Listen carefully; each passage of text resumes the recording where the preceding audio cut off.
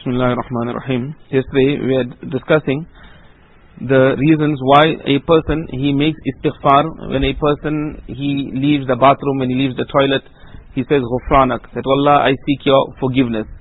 So first we said that when a person leaves the toilet, then at that time a person cannot engage or when a person is in the toilet, he cannot engage in the zikr of Allah Ta'ala. So to say that time has been wasted. So therefore when he leaves, he makes istighfar. The second, which Mullah Gangohi Rahmatullah Alayhi has written, that if a person is in the bathroom, is in the toilet, then we look at our outward impurity. So at that time just think of your inward impurity. So much of inward impurity I have within me, so much of pride I have within me, and for this a person has to make istighfar, he has to make tawbah to Allah Tabaraka wa Ta'ala. I think one of the Buzrugs, whether it was Junaid Baghdadi Rahmatullah Alayhi, on an occasion, it was an occasion of Jummah or Eid, and he had worn a clean kurta, and he was proceeding with his disciples. He was walking, and somebody from the top of a house had thrown a bucket of dirt and ashes onto him. So he said Alhamdulillah. So his murid asked him, they said, Hazrat, is this the occasion to say Alhamdulillah? So he said, I acted on the sunnah of Nabi Kareem Sallallahu Alaihi Wasallam, that first when this person threw this bucket on me, I read Inna Lillahi wa Inna Ilayhi Raji'un.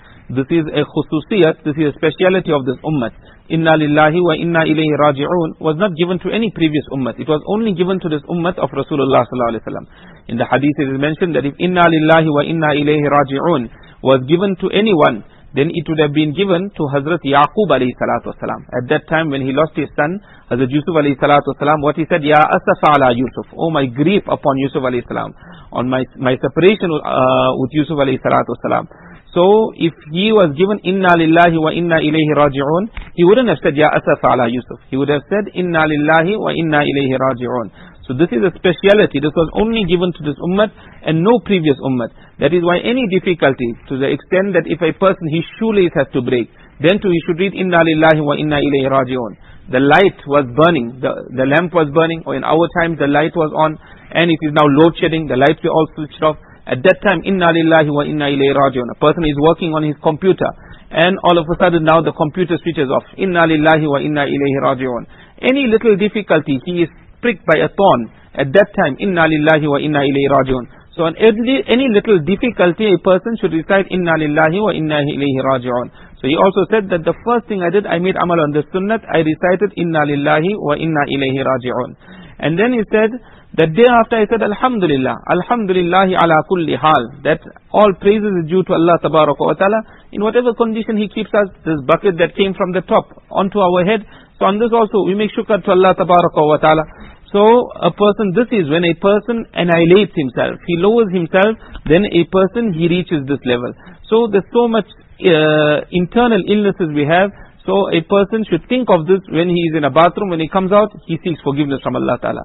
The third reason we gave, which Maulana Khalil Ahmad Sahib Salanpuri Rahmatullah Alayhi mentioned, that the waste leaving our body, this is a great ni'mat of Allah. We are supposed to make shukr to Allah Ta'ala, but the shukr that we make was not enough.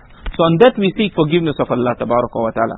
The fourth reason, Allama Maghribi Rahmatullah Alayhi has written in the commentary of Abu Dawud Sharif.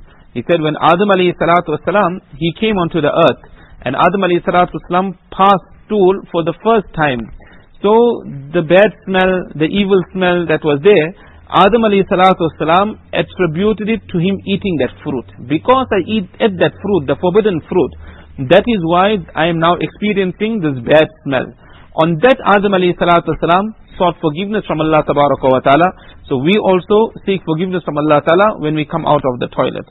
And the fifth reason that has been given, that we should contemplate that what a beautiful fruit I had eaten. It was one day a beautiful banana, or it was a mango, or it was an apple, whatever beautiful fruit, or that plate of biryani, such a delicious plate of biryani it was.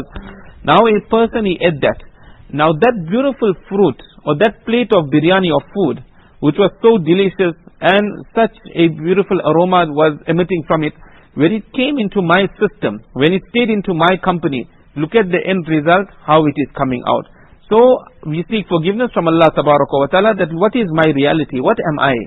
As Shah Waliullah Rahmatullah Alayhi has written, that one supposed to be in the zikr of Allah Ta'ala all the time. We should have been always in the zikr of Allah Ta'ala. But we very, very negligent. So Allah Ta'ala's kindness that we have been given these du'as, that on various occasions you read these du'as and you will be considered to be in the zikr of Allah. You wake up in the morning, you read dua, you're in the zikr of Allah Ta'ala. Now the sun had risen, so you recited the dua at that time, you're in the zikr of Allah Ta'ala. A person, he now sat down for breakfast, he read the du'as before breakfast, after breakfast. So see, in this way a person is continuously throughout the day in the zikr of Allah Ta'ala.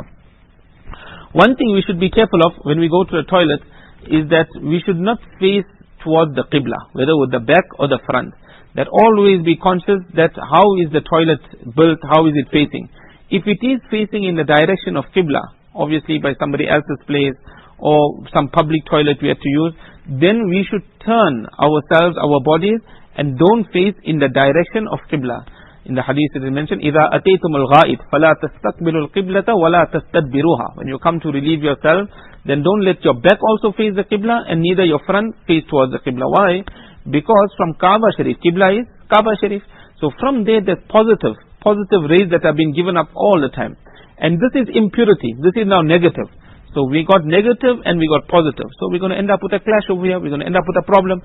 Like a person in his home, he's got the television in his room. And on that television, he is now watching all music, he's watching all haram on that television. And in the same room, what does he got? He's got the name of Allah Ta'ala in the frame.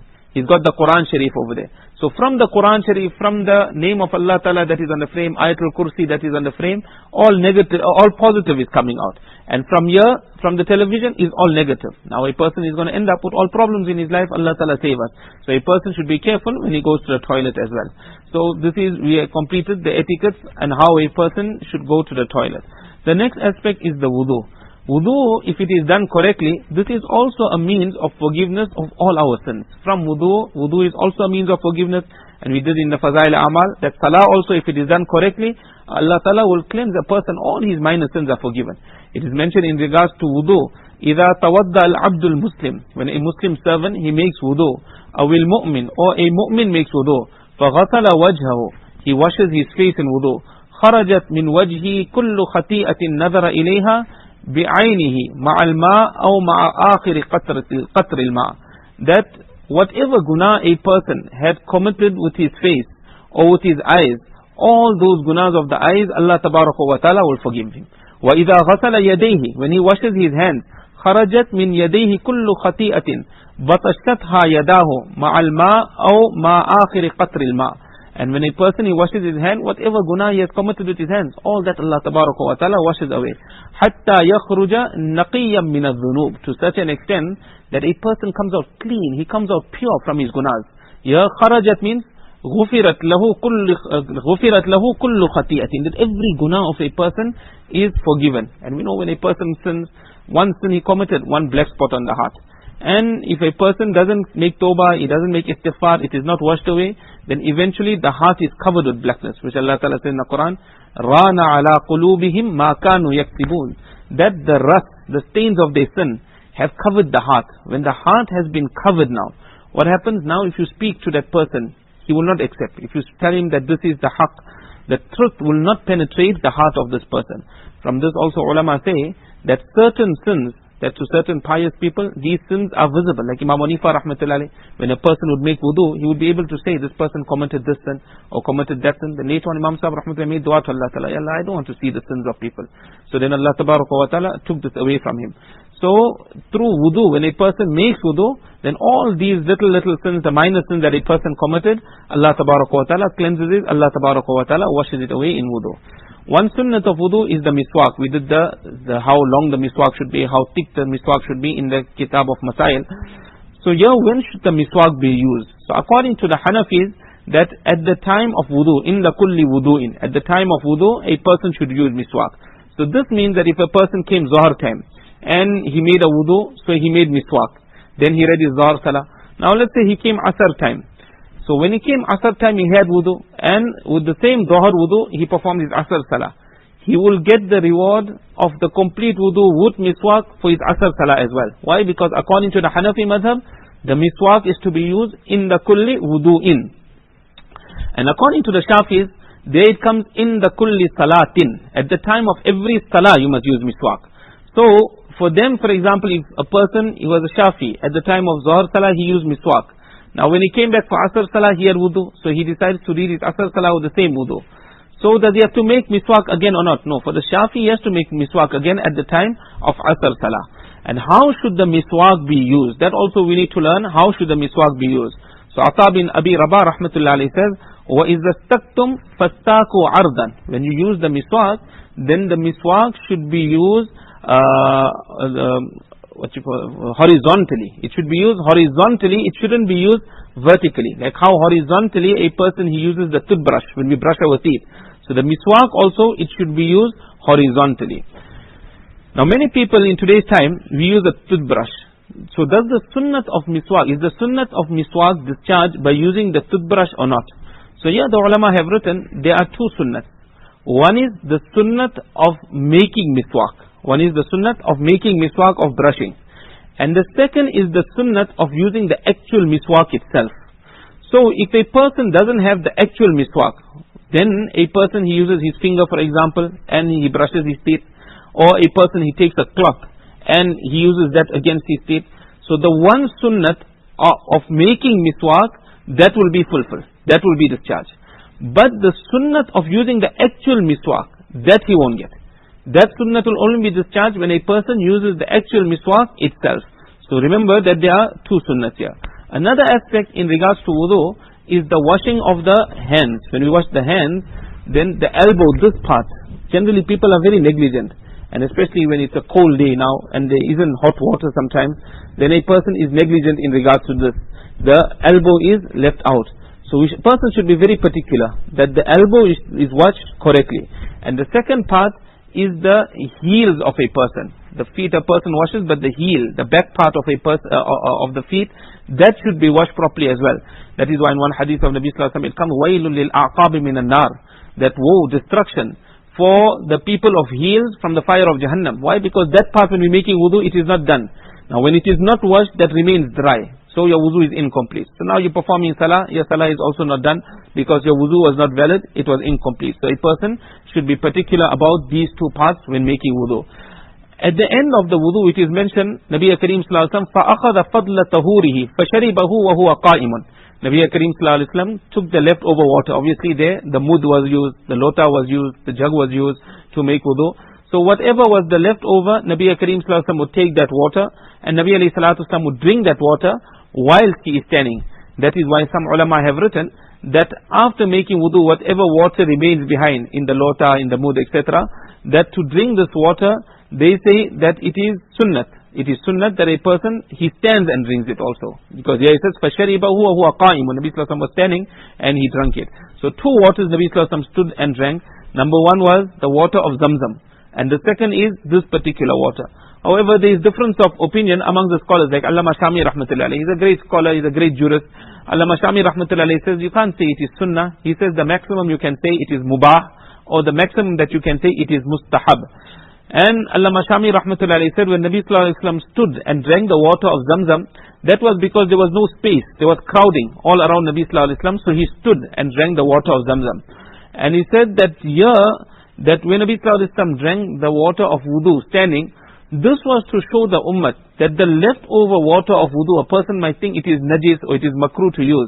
To show the ummah there's no problem with this water. It's not najis also, it's not impure, and neither is it makruh. You can use this water, whatever remains, after performing your wudu. So this is also a mustahab or a mubah act, that a person, he drinks the water that is remaining in the mud or in a lota if he has, after performing wudu.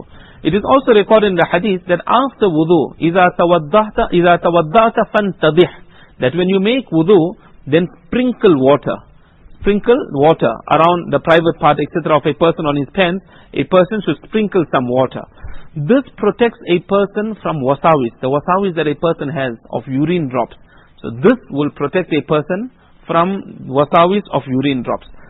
Shaykhul Hind rahmatullahi gave a beautiful explanation to this. Shaykhul Hind rahmatullahi mentioned that the actual objective of wudu was to attain internal purification, to purify ourselves internally.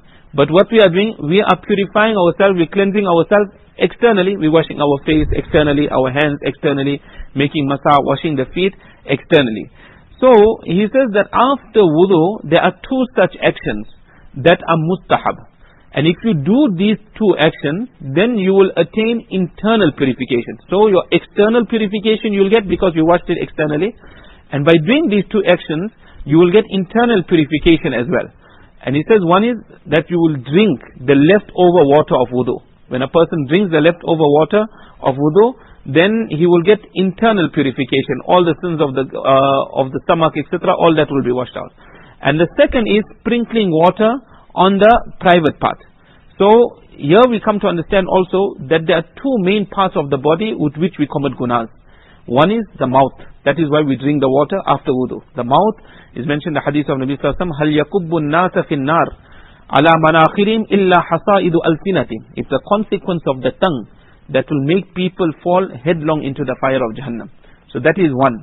So the mouth commits a lot of gunas. That's why Nabi sallallahu alaihi wasallam said, the person that can guarantee for me that he will protect what is between the jaws, then I guarantee that person Jannat. And what is between the private part, مَنْ يَزْمَنْ لِي مَا بَيْنَ لَحْيَيْهِ وَمَا بَيْنَ رِجْلَيْهِ أَزْمَنْ لَهُ الْجَنَّةِ أو كما قال عليه الصلاة والسلام. I guarantee that person Jannat. So a person has to protect his mouth and he has to protect his private part. So these are two places where a person generally commits gunas. The last aspect in regards to wudu is in regards to wastage of water. Allah Ta'ala give us all, myself also the tawfiq, we all guilty of it. The wudu of Nabi sallallahu alaihi wasallam was done with one mud. And how much is one mud? One mud is 796 grams, 0.796 liters. That means 800 milliliters, approximately 800 milliliters, less than 1 liter of water. Nabi sallallahu alaihi wasallam would make a complete wudu. And whose wudu can be more perfect than Nabi sallallahu alaihi wasallam? That was the most perfect. Yet he did it in less than 1 liter of water. When we open the tap, already so many liters are already down the drain without us even starting our wudu. And the ghusl of Nabi sallallahu alaihi wasallam would take place with 1 sa. 1 sa is 3.184 liters. Approximately 3.2 liters of water Nabi sallallahu alaihi wasallam would use for an entire ghusl. And here again, the ghusl of Nabi Karim sallallahu alaihi wasallam was the most perfect ghusl. So he made a perfect ghusl with so little water. It is mentioned to the extent that even if a person is at a river bank, there also a person shouldn't waste water. So water is a great ni'mat of Allah Tabaraka wa Ta'ala. A person should preserve water, he shouldn't waste water. So this is in regards to wudu, which we have already now covered the important aspects of wudu. The next aspect we come to is in regards to the times of salah and how we got these different salahs. How we got our Fajr Salah, how did we get our Zuhr Salah, our Asr Salah, etc. It is mentioned when Salah was made obligatory upon Nabi Karim sallallahu alaihi wasallam after Mi'raj, then Jibreel alayhi salatu wasalam came down, and he came down on 2 days. On the first day, Jibreel alayhi salatu wasalam made imamat of Nabi sallallahu alaihi wasallam in the awwal time, in the first time. That this is the beginning time of the Salah. When it was Fajr time, the awwal time of Fajr, first time of Zuhr, first time of Asr, etc. So the first day he made salah in the first time, and then he came back on the next day, and the second day Jibreel alayhi salatu wasalam made imamat of Nabi sallallahu alaihi wasallam in the last time. That this is the last time of the salah. So this time between these two times, this is actually the time of salah. Now salah was found in every shariat from the time of Adam alayhi salam right up to the time of Nabi alayhi salatu wasalam. Salah was always found. Obviously the number of rakats, the timings, etc., that could have been different, but salah was there. In the initial stages, in the initial life of Nabi alayhi salam, salah was there also. Salah was there 2 times a day. One was before sunrise and the other was before sunset. Then approximately 1.5 years before Nabi sallallahu alaihi wasallam made hijrat from Makkah al-Mukarramah and came to Madinah Munawwara, when Nabi alayhi salam went for hijrat, for Mi'raj, then Allah Tabaraka wa Ta'ala gifted Nabi sallallahu alaihi wasallam with the 5 salah. This was made for us. Now Allah Ma'ini rahmatullah alayhi has written in the commentary of Hidayah that the first person to perform the Fajr Salah was Adam alayhi salatu wasalam. When Adam alayhi salatu wasalam, he ate the forbidden fruit, so he was now sent down onto the earth from Jannat. So when he came into the world, it was night, it was very dark. So at that time now, in Jannat was only enjoyment and luxuries. So he was worried, he was frightened that he had come down at night. So Adam alayhi salatu wasalam, when the sun rose in the morning, so here he was happy that look at it, the sunrise. So at that time, Adam alayhi salatu wasalam now read 2 rakats of namaz. So we got the salah, the Fajr Salah, through the barakat of Hazrat Adam alayhi salatu wasalam. The first person to perform the Zuhr Salah was Ibrahim ﷺ. This was the time when Allah Ta'ala had commanded him that he must slaughter his son Hazrat Ismail ﷺ. So at that time Ibrahim ﷺ performed the Zuhr Salah. So that is where we got our 4 rakats of Zuhr Salah. The first person to read the Asr Salah was Hazrat Yunus ﷺ. When Yunus ﷺ, he remained in the belly of the fish. Different riwayat, some say 3 days, some say 7 days, 14 days, and one narration goes up to 40 days that he remained in the belly of the fish. So Yunus ﷺ, when he was thrown out of the belly of the fish, that was the time of Asr. So Yunus ﷺ performed the Asr Salah at that time. So there we got our Asr Salah. That Allah Ta'ala once again gave life to Yunus ﷺ. He was restricted in the belly of the fish. So that was the Asr Salah. As far as the Maghrib Salah is concerned, the first to perform the Maghrib Salah as a form of gratitude and shukr to Allah Ta'ala was Hazrat Isa ﷺ. And as far as the Isha Salah, the first person to perform Isha Salah was Hazrat Musa ﷺ. At that time, when he departed from Madian, when Musa ﷺ ran away from Egypt, when he killed a Coptic, he ran away to Madian and he got married to the daughter of Shu'aib ﷺ. Then he served Hazrat Shu'aib ﷺ, his father-in-law, for 10 years. And then he was returning. So when he was returning, it was night time. So at that time, Musa ﷺ had performed Salah. So that is where we got our Isha Salah from. So see, in our 24 hours, we got the Salah of all the Anbiya alayhi salatu wasalam. From Adam alayhi salatu wasalam, Ibrahim alayhi salatu wasalam, Yunus alayhi salatu wasalam, Isa alayhi salatu wasalam, Musa alayhi salam, all the Anbiya alayhi salatu wasalam, the Salah that they perform, Allah Tabaraka wa Ta'ala has given it to us. Therefore, it is mentioned in the hadith of Nabi Sallallahu Alaihi Wasallam that a person that makes a proper wudu and then performs a proper salah with concentration and devotion. According to this narration, it is mentioned, Allah forgives his minor sins also, and Allah Tabaraka wa Ta'ala will forgive his major sins also on the day of Qiyamah and grant him Jannah. So when salah is done properly, gunas also will be forgiven, and Allah Tabaraka wa Ta'ala will bless a person with Jannah as well. Allah Ta'ala give us the tawfiq of performing salah. This is according to this one narration. When salah is so important, the fuqaha have written that anything that became an obstacle and prevented a person from performing salah, that was discouraged in Shariat. For example, that it is mentioned in the hadith, كان النبي صلى الله عليه وسلم يكره النوم قبل العشاء والحديث بعده. That Nabi Kareem sallallahu alaihi wasallam used to dislike sleeping before the Isha Salah. After Maghrib Salah, a person is makruh for a person to sleep after the Maghrib Salah. And for a person to come back from Isha Salah and to engage in conversation, to talk now, futile things, something that's not important. It's a dini gathering or something is different. But a person just sits and talks with his friends. That is also considered as makruh. The fuqaha say it is makruh. Why? Because if a person has to sleep before Isha Salah, he might go into a deep sleep. Now what's going to happen? He's going to miss the Isha Salah. So now it's makruh. Don't sleep after the Maghrib Salah, but a person should stay awake. However, the fatwa is that if a person, for example, he's very tired, and he tells another person that, you know what, you take the responsibility of waking me up for Isha, and then we'll go for Isha Salah. He's very tired and that's why he went to sleep, and that person took the responsibility to wake him up. Then this ruling won't apply, it won't be makruh now, because somebody has taken the responsibility to wake him up and to go for the Isha Salah. So if a person, nobody has taken the responsibility, now it is makruh because it's possible he'll miss the Isha Salah. Wal hadith ba'dahu, and to speak after the Isha Salah, that is also makruh. This is referred to as samura. That normally speaking refers to speaking after Isha. Normally in the previous days, the people used to sit out at night, and it was the custom amongst the Arabs that on the moonlit night they would sit and they would tell stories. So this word samura is used for storytelling. They used to tell stories at night when it was a brightly lit night. So here, if a person is going to sit out and is going to engage in storytelling, or today a person is going to sit and read novels or talk and enjoy with his friends, etc., then it will become an obstacle for a person to wake up for tahajjud namaz, to wake up for fajr namaz.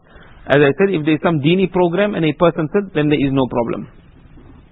On the masjid board it's there, but we will repeat it, that one Khalifa of Mufti Muhammad Shafi Sahib rahmatullahi alayhi, Maulana Abdul Rauf Sukarwi rahmatullahi alayhi, Damul Barakatum, he has mentioned in regards to the Fajr Salah that many people, they experience difficulty in waking up for Fajr Salah. So he said, what should they do in order to wake up for Fajr Salah? So the first advice that he gives, he said, sleep early. Person should go to bed after Isha Salah. A person doesn't have any work, go and sleep. The head of the family should fix a time when the lights will be switched off daily. That whoever is the father or the head of the family, he must say that 10 o'clock, for example, is cut-off time. All the lights will be switched off. Everyone must be sleeping. As Qari Sahib, Rahmatullah alayhi, Qari Ismail Ishaq Sahib, who used to teach Qiraat, who was a vice principal of our madrasa also. As Qari Sahib, in his wasiyat, he had written that 10 o'clock or 10:30 latest in his house, the light must be switched off and everyone must be sleeping at that time. So now if everyone is sleeping early, to wake up for Fajr Salah is going to be easy. Otherwise everyone sleeps late, then it will be difficult to wake up in the morning. Number two, he said that have a early supper, not a late, heavy supper. Why? When you're going to eat late. Now, for example, after Mutala, a person finishes 9:30, now he goes and eats heavy. Now at the time of Fajr, it's difficult for him to wake up because the stomach is heavy, it's going to be difficult. But if a person had eaten, for example, after Maghrib Salah or before Maghrib Salah, depending on season in madrasa, person has already eaten. Now after Isha, maybe he has a cup of tea or something light and he goes to sleep. Now for him to wake up will be easy. Why? The stomach was not so heavy. So number two, don't have a heavy meal late at night. Otherwise it will be difficult for a person to wake up. Number three, he wrote that reduce the consumption of liquids at night. During the day, a person should take in a lot of liquids, water, etc. During the day, a person should drink 6 to 8 glasses of water during the day. But at night, a person shouldn't drink a lot of water. Because according to his research, he says it causes laziness in a person. And it's also written that when a person wakes up in the morning, then also he should drink water. Because it gets all the organs of the body functioning. First thing in the morning, a person should drink water. And if a person does partake of meals at night before sleeping, then after partaking of meals he should take a minimum of 40 steps and then a person should go to sleep. Number 5, it says that we should set an alarm according to your need. Some people, they are disturbed with the slightest noise, so they don't need a very loud alarm. And some people, even if it's a loud alarm, they won't wake up. So for them, they need an alarm according to their sleep. And the alarm shouldn't be kept next to them, should be kept at a distance at the feet. So a person has to wake up and he has to go and switch the alarm off. Now he knows he's awake, he has to go for Fajr Salah. But if it's next to a person, now he'll switch it off, he'll go back to sleep. But it says snooze over there, so he'll carry on snoozing after that. And the last, he said that recite the last 4 verses of Surah Kahf. Recite the last 4 verses of Surah Kahf. Inna alladhina amanu wa amilu salihati kanat lahum jannatul firdausi nuzula, till the end of the surah. Through this, Allah Ta'ala will make it easy for a person to wake up for the Fajr Salah. Also, a person, what he should do before sleeping, he should read 2 rakats of namaz, particularly those that have difficulty. Read 2 rakats of namaz and make dua to Allah Ta'ala. Many people, Fajr namaz becomes qaza. They say, we can't wake up for Fajr. We just can't wake up for Fajr. Yeah, in the madrasa, mashallah, that the intizam is here, the nazims come, they wake you up, the other students are waking up. So eventually a person wakes up. But when a person is at home, then there's nobody to wake you up over there. So many people say, we just can't, even though the alarm is there, we still can't wake up. So a person should make dua to Allah Ta'ala and ask Allah Ta'ala to make it easy for us to wake up, and Allah Ta'ala will make it easy for us. We'll continue from here tomorrow, inshallah.